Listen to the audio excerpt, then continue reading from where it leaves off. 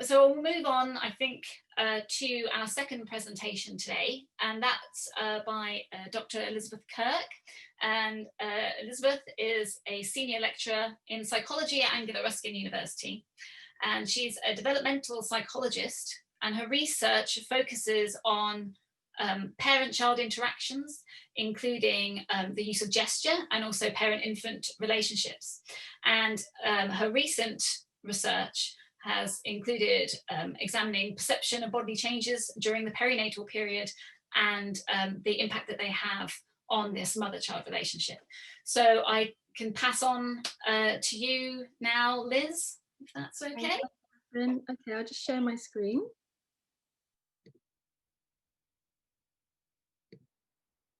Okay, hopefully you can now all see my screen. Hi everybody, it's a real pleasure to be here. Thank you so much for all of you for joining us this lunchtime.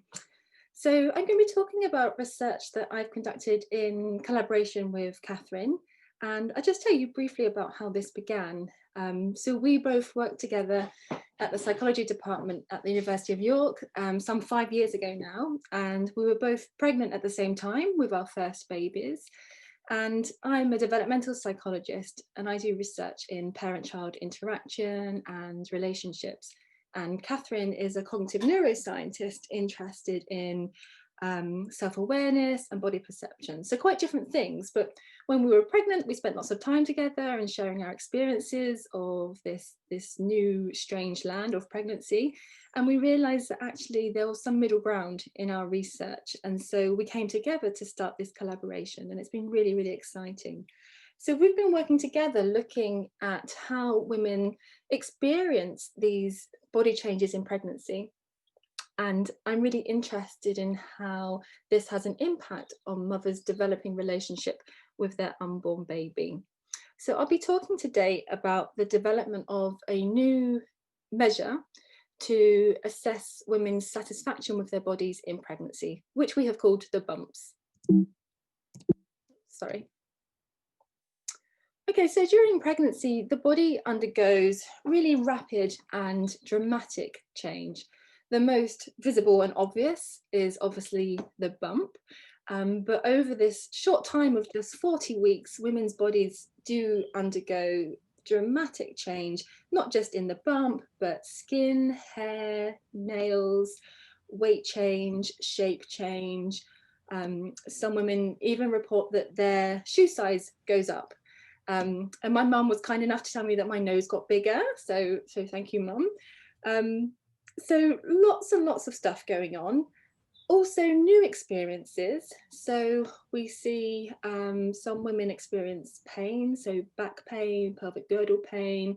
Also these new experiences of the baby kicking and sensations of the baby growing inside you. This is a strange time in that these bodily changes are in direct contrast to our social ideals of what women should look like. So it can be challenging for some women to have these increases in their weight and their shape. And it's also a really strange time where people talk about your body in a way they wouldn't do when you're not pregnant. So they talk about your size, and they make comments which may be well-meaning, such as, oh, you've got a really tidy bump, or are you sure you're not expecting twins? And so there's part of this pressure to have a pregnant body shape which isn't fat, and it fits into this ideal of what we should look like. And some even go so far as touching a pregnant woman, so kind of crossing that boundary of personal space, which we wouldn't do normally. So we're really fascinated as to how women experience these bodily changes that happen, which are very novel and unique to pregnancy. And as a developmental psychologist, I'm really interested in how this has an impact on their developing relationship with their unborn baby. So previous research has had a look at what happens to body satisfaction in pregnancy, and there's a real mixed bag of results. So some studies found that in pregnancy, some women reported feeling better about their bodies, whereas other studies overall found a worsening. So I think this mixed bag of results really is explained in some way that the experience of pregnancy is very unique for women, and every pregnancy is going to be different for different women for different reasons. And some women may enjoy the journey, and some women may really struggle with these bodily changes. There's been a number of studies which have used interviews and focus groups to talk to women about how they feel about their bodies in pregnancy. And this gives us some really good insight into how polarized these views can be. So just some examples here. So on the positive end of the scale, one woman reported saying, "It feels good and liberating to be allowed to have a big belly." So referring to this social constraint again about what we're supposed to look like and having license to have these new curves in pregnancy. Another woman reported something at the more negative end of the scale, saying, "I can't wait to get rid of it," referring to the bump. "I know that sounds horrible, but I just want to get back to normal." So two very different experiences, both equally valid, but just shows us how diverse the experience can be, where for some women, the experience of being pregnant and these changes can be really, really difficult. Because of this, our aim was never to evaluate whether body satisfaction gets worse or gets better from pre-pregnancy to pregnancy, but we wanted to have a deeper understanding of how women feel about these changes in pregnancy, and to see whether this could be useful in predicting other outcomes for mum and baby. So why does body satisfaction matter? So previous research has shown that if women have poor body image in pregnancy, then this is going to be linked to postnatal depression, low birth weight, and less likely to initiate breastfeeding at birth, and less likely to continue with this. So these are some very significant outcomes of having poor body satisfaction in pregnancy. So as I've mentioned, the outcome that I was really interested in was this developing relationship with the unborn baby. And we refer to this as antenatal attachment. So during pregnancy, over these 40 weeks, the mum is going on a journey transitioning into her new role as a mother. And she'll be psychologically preparing for the birth of her new child and forming a bond with this unborn baby. So we know from research that's been done so far that this is really important and can have an impact on the pregnancy, but also postnatally as well. So women who report feeling a stronger bond with their unborn baby engage in more positive health and safety practices when they're pregnant. So things like stopping smoking, making sure they're getting a good night's sleep, being up to date in their prenatal care. Now, we also see continuity from pregnancy to childhood. So women who report feeling a stronger bond to their babies when they're pregnant, these babies then are more likely to be securely attached when assessed in early childhood. And we see the interactions between mum and babies as being more attuned, and the mums reporting feeling more competent in their role as a mother. So some really important outcomes that go beyond pregnancy for having for developing this bond during pregnancy. So we know some of the things that contribute to women forming this this bond in pregnancy, and the strongest predictors that were known so far were gestational age. So the further along in a pregnancy, the stronger the feelings of attachment, which makes sense because early on women may not want to think about their fetus as a baby, just in case the pregnancy doesn't go so well. But as the pregnancy progresses and the baby starts to kick and they start to see the baby on ultrasound, that they become more attached to the baby. Depression and anxiety are negatively related, and having a strong supportive relationship is a positive factor. In terms of body image, some studies had been conducted, but these had really mixed results. So there was no consistent picture emerging from this research. But there is an issue here that the research I've described so far, looking at body image in pregnancy, uses general measures of body satisfaction that could be used for anybody. But we see pregnancy as very unique. And so we felt that we really needed to have a measure of body satisfaction specific for pregnancy that captures all of these nuances and all of these unique things that are happening during this time. So the reason why we think there might be some mixed results is just because of the way that body satisfaction was being measured. So the aims of the study I'm going to talk to you about today were twofold. So first of all, we wanted to develop a really good measure to assess women's acceptance of their bodily changes in pregnancy. And so this is the bumps scale that I'll be talking about today. And secondly, I wanted to know whether we could use this and whether this would be related to how attached women feel to their developing baby. So we predicted that if women feel more positive about their bodily changes, that they will be more focused on their unborn baby and spending more time kind of thinking about the baby and conceptualizing what that baby might be like. So I'm going to give you a brief overview of the process that we went through in developing this. I'm going to try and keep it very stats light. If you're somebody that's very interested in the detail, then I refer you to look at our paper. I'll just give you the kind of headlines here. So first of all, we did some work to identify the important themes. So in talking to other pregnant women and looking at the literature, we saw that there were some consistent themes emerging.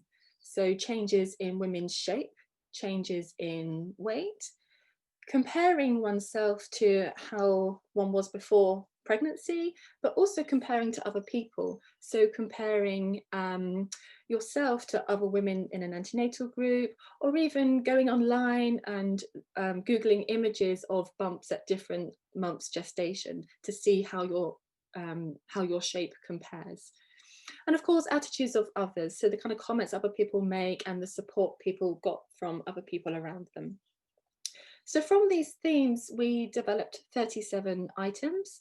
So these were items around women's attitudes to do with their pregnant bodies. And we made sure we balanced these so we had an equal number of negative and positive items.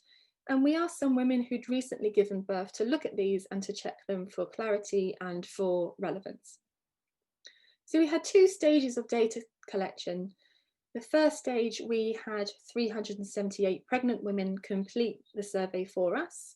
And then based on that, we did some filtering to reduce the number of items to only those that were really measuring what we wanted to measure. And then the second step, we then sent the new reduced survey out to 235 pregnant women, and a subsample of these completed it twice, 2 weeks apart, so we could check that women were consistent in their answers over time. And we did some work to check that the survey was relevant to women early on in pregnancy in trimester 1 all the way up to late pregnancy in trimester 3. So looking at our data, we reduced the number of items to just 19. So these were the 19 items that all appeared to be measuring the same underlying thing. And these all tapped into how women felt about their bodies in pregnancy. And there were 3 very clear clusters of items.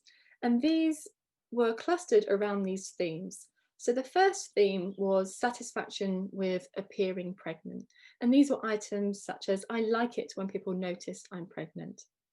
Another group of questions all were grouped around the concept of weight gain concerns, such as I'm worried about the amount of weight I'm putting on.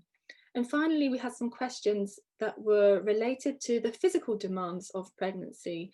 So this feeling of not being able to do as much as they were able to do before they were pregnant, and being quite frustrated and feeling quite limited by these physical demands of being pregnant. And all of our items had good test-retest reliability. So when asked to do the survey 2 weeks apart, women were really consistent in the way that they answered. So this is just a snapshot of what the bumps looks like. This is just the first 7 items. So women were asked to read each statement and just to tick how they felt about that item, from strongly disagree to strongly agree. I've just color coded these just to show you the different groupings. So the blue items are related to appearance, the green are to weight, and the orange are to the physical demands of pregnancy. So you can download the bumps for free. We have it up on our website. It's free to use and to circulate. And you can read about the scale development in our published paper here too. So an important step in scale development is checking the validity of the scale. So we would expect that if this is measuring what we want it to measure, that this would then be related to other measures that we think would be related to body satisfaction in pregnancy. And this is what we found. So we found that the women who had lower levels of pregnancy body satisfaction, who felt more negative about their bodies in pregnancy, they reported having poorer general body satisfaction. So they also completed one of these general measures of body satisfaction, and we saw that their responses were related. But what's important here is that they didn't completely overlap. So we don't have what we'd call a perfect correlation, where we'd have a correlation of maybe 0.9. So these are measuring related things, but still very different. So this really confirms our view that we do need a specific scale just for pregnancy. So women who reported having poorer relationship quality also tended to have lower body satisfaction in pregnancy, higher levels of anxiety, and higher levels of depression.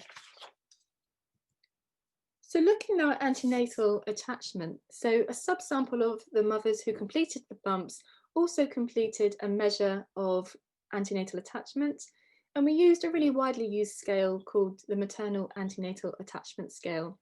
And this asked women questions about their kind of engagement with their unborn baby. So questions to do with thinking about the baby, maybe talking to the baby when they're alone, touching their bump, etc. So there are two subscales in this.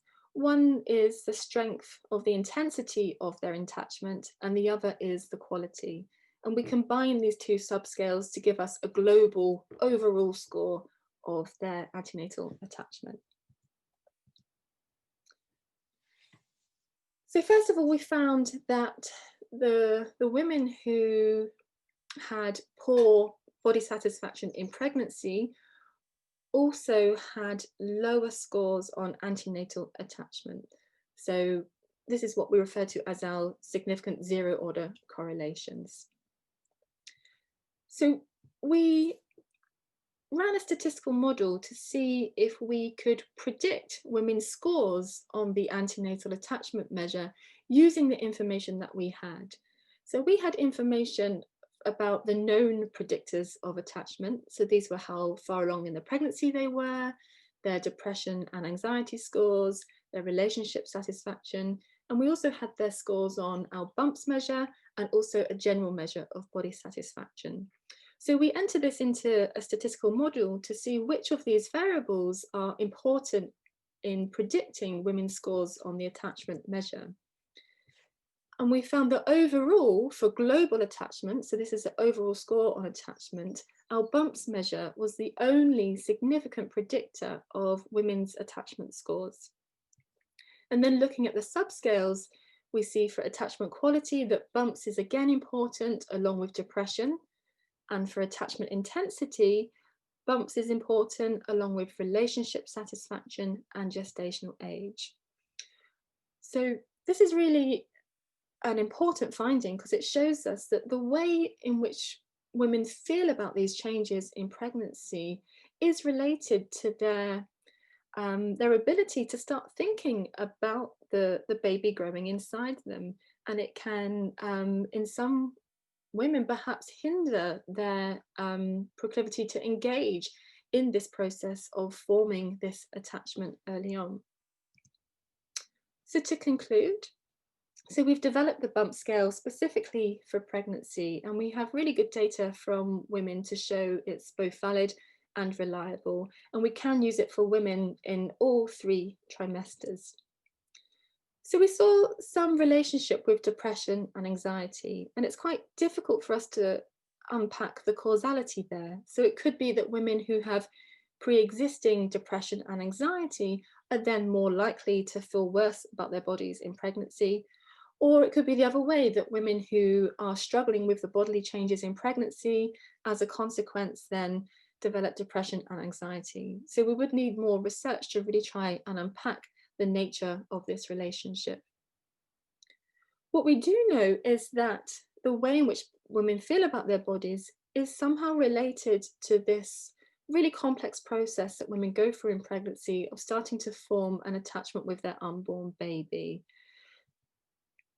So it's really important that we do start to talk more about how women are going through these changes, how they're feeling about them. Are they feeling positive about these changes? Are they struggling? Are they feeling really negative about what's happening to their bodies? Because this is an important aspect of pregnancy, and it is one that is generally overlooked.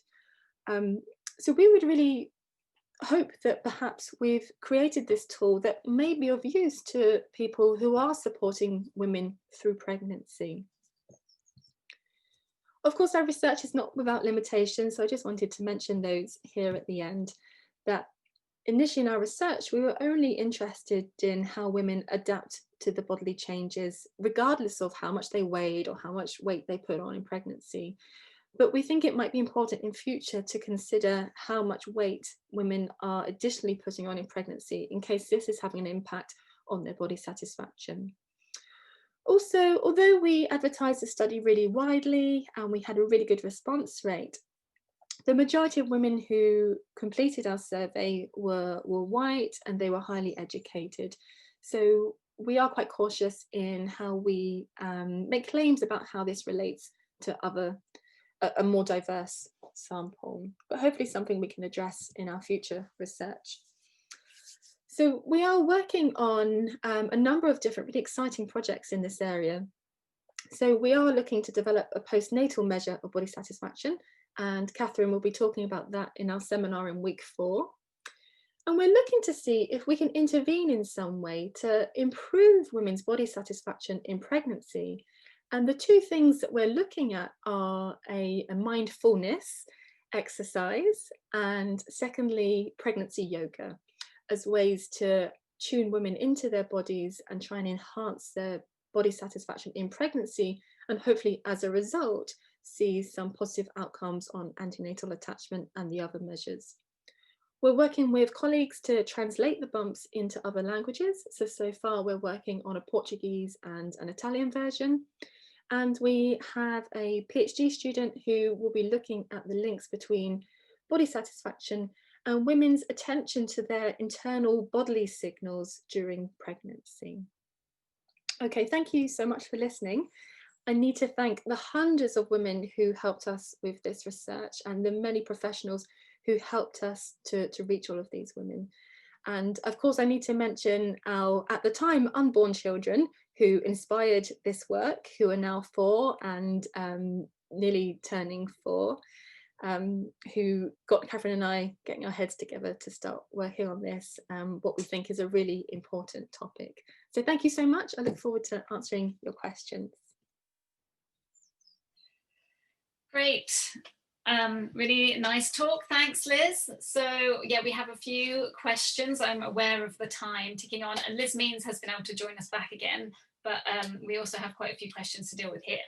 So I think this first one is really interesting. So here we're talking about mothers and women, and we've been asked whether if there's much research done for assigned females, but maybe with these kind of transgender pregnancies, and maybe that might even be the experience of body changes might be more significant for these people. Yeah, absolutely. I think that's really, really interesting, and definitely something we should consider moving forward, Catherine. Yeah, I mean, I think in general that there's probably not enough, there's not much work done in this area, just in body, thinking about body representation in general, so let alone in pregnancy, but definitely something worth thinking about. Yeah. Also, there's a question whether this is mostly about first-time mothers. So, can you remember about the sample? Good question. I think we did have a mix of women who were first and subsequent pregnancies, but I think we found that it was relevant to all women. Do you remember? Yeah, I think we found it was relevant. This is kind of weird that I'm helping you answer this Yeah. question.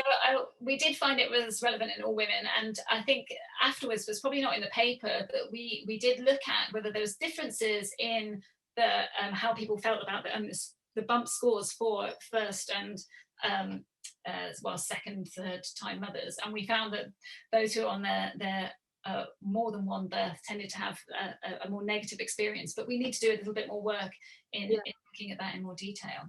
I know we found, as with other people, that attachment scores are lower for second and later pregnancies, and that's usually explained because women are just so damn busy with their first baby that there is less time to really focus on the current pregnancy. And maybe the same then is true for the body in that case. Yeah. So also I have a question. I think this is really interesting. So their question is about bodily changes and what happens about internal bodily signals. So something like interoceptive awareness. So does that change, and is that related to our general feelings about the body, the bump scores? Yeah, absolutely. I think actually, Catherine, you're going to be better placed to answer this. So, what I didn't talk about today was we asked women to complete a measure of interoception, and we found some really interesting relationships between women's attention to their bodily signals and their body satisfaction. So, Catherine, do you want to say a bit more about that because that's your bag? Yeah, so we did find relationships between that measure and interoceptive signals. So that I think in general, there's findings that more negative feelings about the body correspond with less attention paid to internal bodily signals. And in pregnancy, I think it's really interesting time because obviously lots of changes occur both internally as well as externally. So it may be increased hunger because of the nutritional needs of the fetus, etc. So we have found some relationships there, but this is our one of our main areas that we're looking into research at, and we have a PhD student, Anna, who's helping us out today with this, who is going to be working exactly on this question. Great. So also I've had questions about whether we've done any work with women with previous pregnancy loss. And I think this taps into quite a few of the questions that we've had. And I guess it's whether we can apply these questions to all different sorts of experiences during the perinatal period. Can you elaborate on that? Yeah, this isn't something we directly looked at, but definitely something we're really interested in. And we are planning to do some work around this and also looking at um, the time taken to conceive, the mode of conception. So looking at women who've gone through IVF, um, because of this increased attention to bodily signals. So if somebody's trying to get pregnant for a long time, perhaps being very much more attuned to their monthly cycle and to signals of pregnancy. So we're interested in how that might impact on women's awareness of their body and therefore their satisfaction.